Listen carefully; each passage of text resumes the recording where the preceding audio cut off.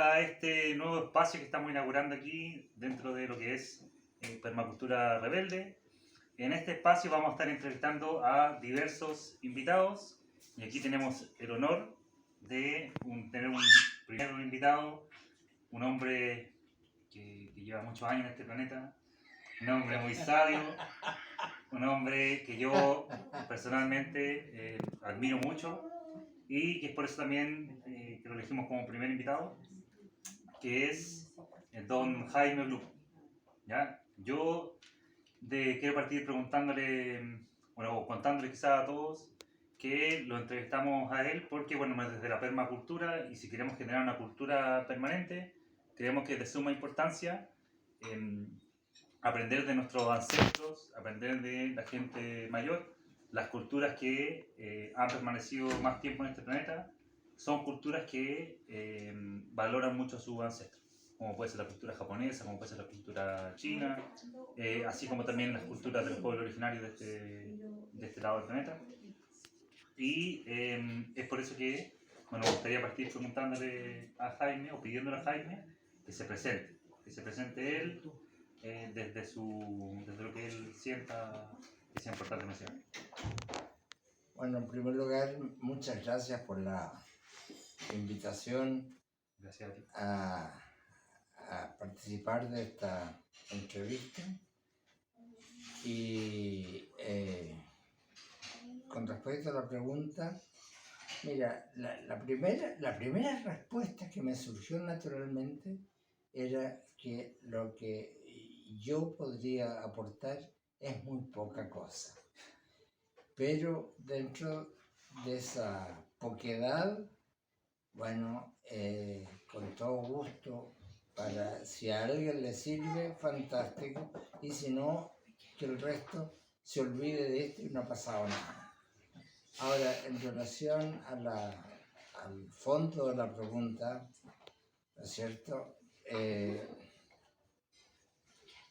¿Qué podría significar mi presencia en el mundo? Bueno, por de pronto hay una cosa que me enorgullece mucho, es haber optado por la educación y dentro del plano de educación los distintos niveles, en básica, en media, en universitaria, en diurna y nocturna. Así que de esto me produce mucha satisfacción haber completado 60 años en esta actividad. La educación. La educación. Eso es un punto. Otro punto son ya dentro de este rango universal de educación hay elementos particulares, digamos, metidas introductorias en áreas específicas de la cultura. En concreto, mis opciones, mis preferencias van en el campo de la literatura, de la historia y de la historia. Y dentro de la literatura, la poesía. No soy poeta, pero sí un estudioso de la poesía. Y dentro de este mundo poético me alegro infinito de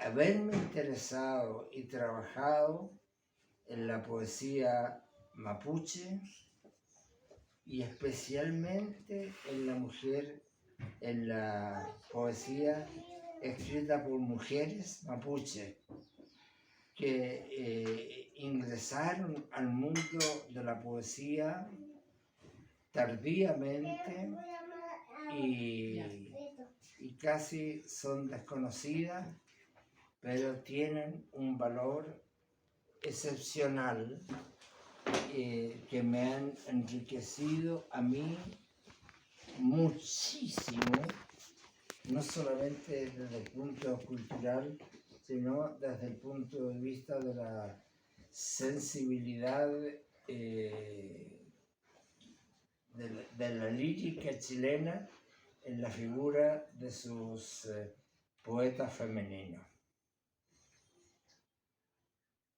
Eso como un primer acercamiento. Y, bueno, para terminar también de presentarte, tú fuiste académico de la universidad por Sí, muchos años. Muchos años.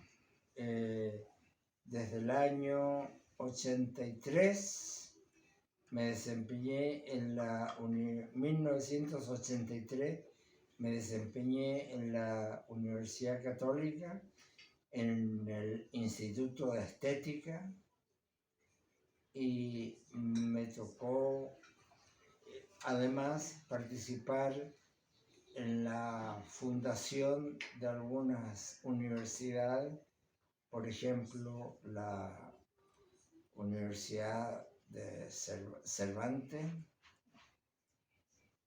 y otras como Las Cañas, o si no en universidades tradicionales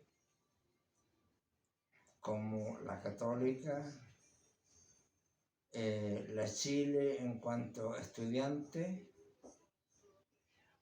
y la Católica también como estudiante en la USACH, que grabaron en mí gratísimos recuerdos y hice muy buenas amistades y digamos ese desempeño me acompañó hasta el año 2022 en que jubilé. ¿A qué edad jubilaste, Jaime? A los 92 años. No sé cómo me aguantaron tanto tiempo, pero yo creo que a lo mejor era como un cuadro que queda colgado en una pared y nadie repara en él, pero el hecho es que el jubilé el 2022. Sí, bueno. 92 años.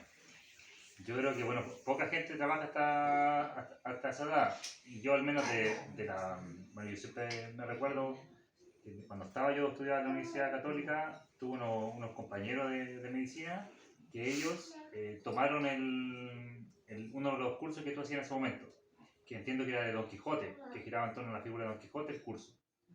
Y ellos, fascinados con tu curso, tú en ese momento tienes que haber tenido 80 años aproximadamente, algo así, tienes que hacer unos 10 años. Y ellos, así, realmente encantados contigo, hasta el punto que te pidieron una foto al finalizar el curso porque estaban así muy, muy fascinados por lo que tú podías aportar a esa edad. Sí, me alegro mucho. Lo que pasa es que el tema me fascina y el hecho de poder ahondar en términos de interpretación y análisis literario es una actividad reconfortante en lo personal y además muy crecedora, porque uno va encontrando valores de tipo cultural, de tipo humano, de tipo espiritual, de superación personal, de proyección de vida, de resiliencia para poder enfrentar los embates de la vida y las contradicciones de la vida y las actitudes y conocimientos y maneras de ser de otros seres humanos. Uno se enriquece notablemente con esto y de alguna manera obliga a anclar en ese tipo de actividades. Y eso con respecto, bueno, en torno a lo que es la figura del Quijote y su aporte, ¿cierto? Mira, de repente ese rubro se me pierde en el tiempo, pero yo creo que a lo que tú aludes apunta más bien a el curso de medicina al cual tú aludes, fue más bien sobre mitología de Chiloé, que tuve la oportunidad privilegiada de vivir un tiempo en Chiloé con mi señora y recorrer los campos, registrando la memoria mítica de los chilotes, que es una memoria excepcional, y aprender entonces también de ellos cómo mirar la vida con ojos distintos, pero no por ello menos valioso, menos agudo, y al contrario, descubrir el valor que tiene para la cultura personal de uno, las profundas enseñanzas que se esconden en los personajes míticos y sus historias.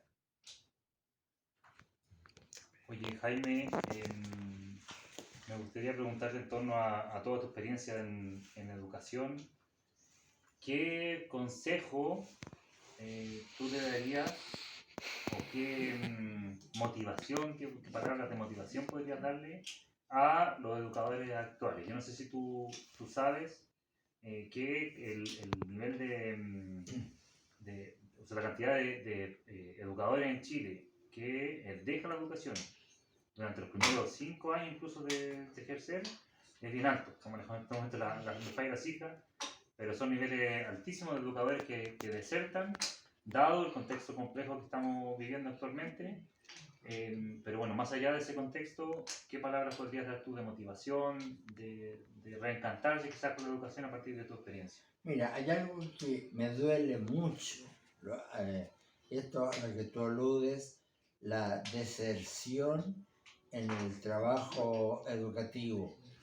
Yo creo que sin educación un país no tiene futuro, y sin buena educación menos.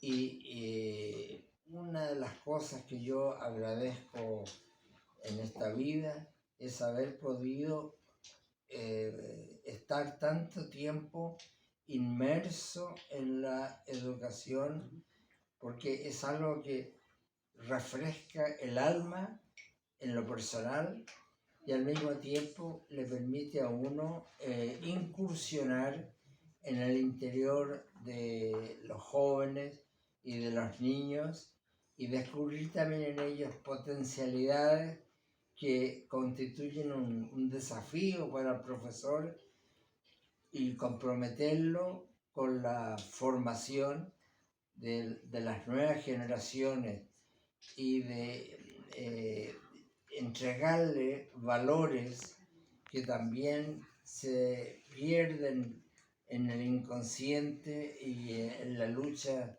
actual, diríamos, de la tecnología, de la inteligencia artificial, que todo lo remite a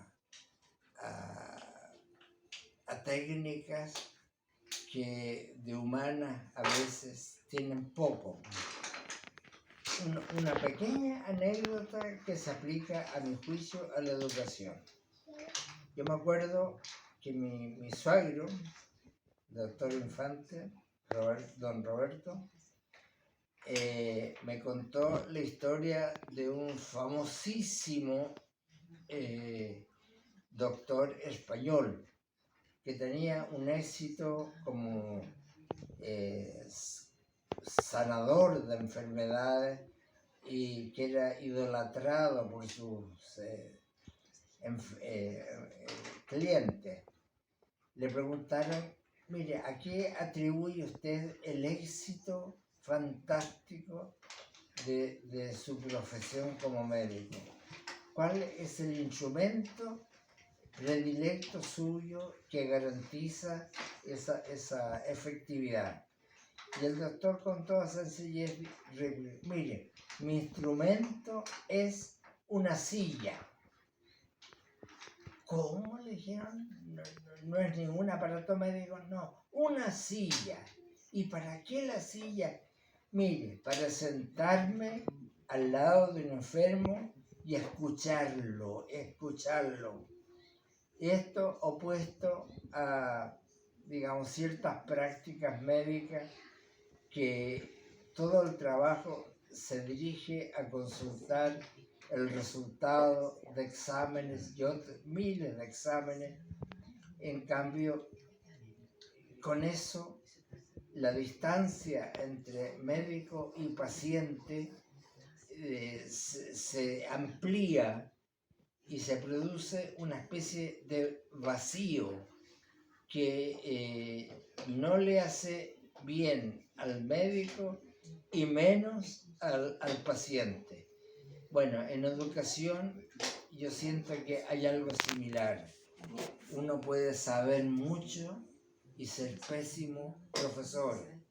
En cambio, hay otros que sin ser verdaderos sabios en su disciplina, tienen esa capacidad de sintonizar con los alumnos, de, como dice el dicho, de mirarlos a los ojos y descubrir ahí la raíz de humanidad posible y arar ese campo de tanto futuro y alegrarse con ver fructificar los valores humanos en todo sentido. Esa sería un poco mi experiencia, por lo menos. Lo que valga ella, bueno. Me hace mucho sentido, comparto como esta visión de que efectivamente la base de cualquier éxito que tengamos como humanidad se basa en la comunicación. Así es. Y una comunicación efectiva se basa en la escucha activa, la escucha... Así es. Me gustaría preguntarte también quizás si recuerdas, si tienes algún recuerdo como que te haya marcado de por vida, de alguna interacción con algún estudiante, alguna interacción con algún alumno que hayas tenido, como que te haya reencantado con la educación o que te haya marcado así positivamente. Bueno, mira, después de tantos años metido en la educación, naturalmente que uno ha vivido miles de experiencias, pero una que no habla bien de mí como profesor, sino que ver un poquito la reacción de los alumnos. Me acuerdo que una vez hice dos anécdotas. En una hice una prueba en los cursos superiores y desgraciadamente no tuve, honestamente, no tuve tiempo de corregir esa prueba, que era importante. Y claro, estaba en deuda con los alumnos. Y se me ocurrió un recurso que naturalmente no es recomendable para nadie, pero en ese apuro que no poder dar los resultados lo utilicé y fue decir, miren jóvenes, la prueba se repite porque estaba tan mala que prefiero botarla con los papeles inútiles. Y así fue, y con gran aceptación, porque parece que la prueba era muy difícil y se sentían medio... Bueno, esa es una anécdota. Pero otra que es más simpática que eso y que me dejó, digamos, como muy contento, por lo que significa trabajar con jóvenes y con niños. Yo me acuerdo que un día cuidando el recreo después de almuerzo, estaban jugando y un niño jugaba en el suelo, no era tan niño, jugaba en el suelo y estaba inmundo. La cara, las manos, el traje, todo era suciedad. Y yo le llamé la atención, le dije, mire joven, ¿usted qué se cree? Mire cómo está, mire cómo usted llegó limpiecito de su casa y ahora está hecho una mugre. ¿Y va a volver así a su casa? ¿Cuál va a ser la sorpresa ingrata de su mamá cuando lo vea tan sucio? Me dijo, lo único limpio que tenía eran los ojos. Y mirándome a mí, esbozando una larga sonrisa, me dijo, mire, no se preocupe, es que lo que pasa es que yo trabajo en costalazos, en porrazos. Yo trabajo, y ese es mi trabajo, y yo gozo con ese trabajo, ensuciándose. Bueno, yo después quedé pensando cómo la suciedad de repente es más limpia que la limpidez y pulcritud de algo perfecto. A veces en ese mundo, digamos, oscuro, no brillante, no seductor, se esconden valores muy grandes y muy crecedores, tanto para el niño como para el profesor en concreto, como yo. Pero, ¿a qué se refería el niño que trabajaba en Costalazo? Que se tiraba al suelo. Ese es su trabajo, lo que trabaja. Ese era su trabajo, tirarse al suelo y ensuciarse con esta revolcón en el suelo.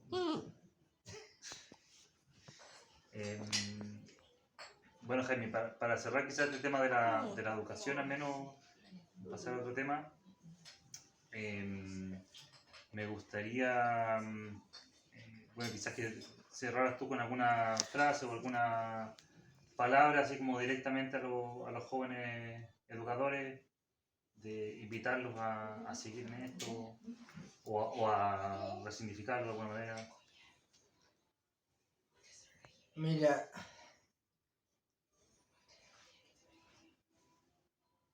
para mí ha sido tan gratificante haberme desempeñado tantos años, de joven a viejo, haber recorrido todos los ámbitos del liceo, de colegio particular, de colegio religioso, de colegio laico, y en todas partes encontré siempre posibilidades para abrirle el mundo a los jóvenes. Y esa posibilidad asumida con todo el sacrificio que puede suponer, implica también la posibilidad de encontrarse uno consigo mismo y descubrir que siempre hay una posibilidad de crecimiento, de novedad, de no aburrirse con la vida que uno ha escogido, y saber que siempre hay un estímulo posible en aquella actividad aparentemente tan monótona, tan rutinaria como es la de enseñar. Yo creo que en la medida en que uno realmente se entregue, se dé de corazón a esta labor pedagógica, en esa misma medida uno encuentra la acogida de algunos alumnos, así también como el rechazo de otros.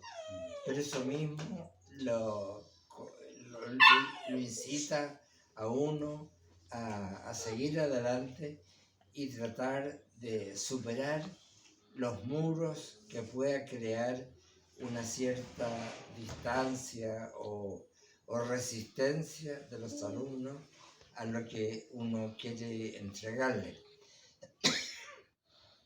Mire, a ver,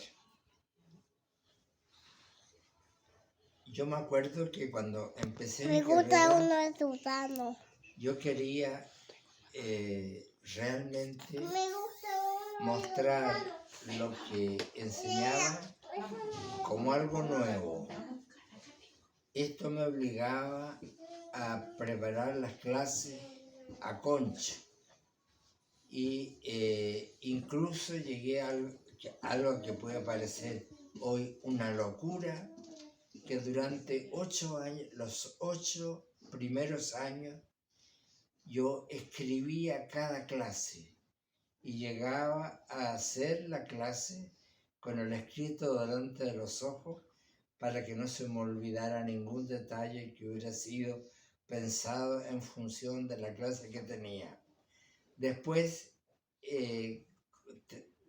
yo terminaba cada año y rompía los papeles para obligarme a preparar de nuevo el nuevo año.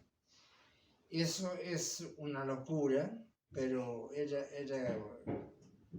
yo tenía miedo de poder olvidarme de algo valioso, así que prefería dejarlo todo escrito. Pero ya con el tiempo, la experiencia, me di cuenta que ese recurso podía ser más óptimo en la medida en que yo pensara el autor y la obra que yo quería entregar como materia. Y muchas veces la preparación entonces consistió en leer de nuevo la obra, pero con tranquilidad, y descubrir entonces actitudes, acciones, pensamientos, respuestas frente a problemas corrientes, y descubrir que también había en esas obras un tesoro de humanidad rescatable, y entonces extenderse en la presentación de esos valores encarnados en personajes, en sus dichos, en sus acciones, en su modo de responder al desafío de determinados problemas que siempre eran o bien de vida o muerte, de bondad o maldad, de vinculación con el sexo opuesto, o situaciones que se dan en la vida conflictiva, y eso, digamos, hacía que la preparación de la clase se revistiera de un encanto especial que me enriquecía, y que la entrega en la clase de esa meditación de palabras y actitudes de los personajes podían ser presentados como modelos a los alumnos, y que pudieran, digamos, entusiasmarlo por cultivar esos valores. Y así entonces resultó una cosa milagrosa realmente, de pasar 60 años entregando los mismos contenidos que resultaban ser siempre novedosos, siempre distintos, siempre enriquecedores. Los personajes eran distintos cada año, se renovaban, se actualizaban y constituían una especie de acicate para la propia vida del profesor, en este caso yo, y para la vida de los alumnos, de algunos por lo menos. Y bastaba que uno respondiera y ya se justificaba todo ese esfuerzo. Muchas gracias, Jaime, muy bonita visión. Me encantó eso de un tesoro de humanidad en cada libro, en cada pieza de literatura, un tesoro de humanidad que deja ahí como legado al autor, y que queda para todos también quizá un mensaje muy importante de valorar los libros, valorar las historias que cada día quizás tienen menos valor en el mundo moderno. Al menos eso por mi parte, de la primera parte de esta entrevista sobre la educación. Darte muchas gracias por estos mensajes. No, el que agradece soy yo, pues, así que también esta entrevista de un joven profesor a un viejo profesor, ¿no es cierto? El que salió enriquecido fui yo, así que muchas gracias. Los dos, yo me siento realmente bendecido, Jaime. Muchas gracias. Listo. Listo. Corta nomás para que...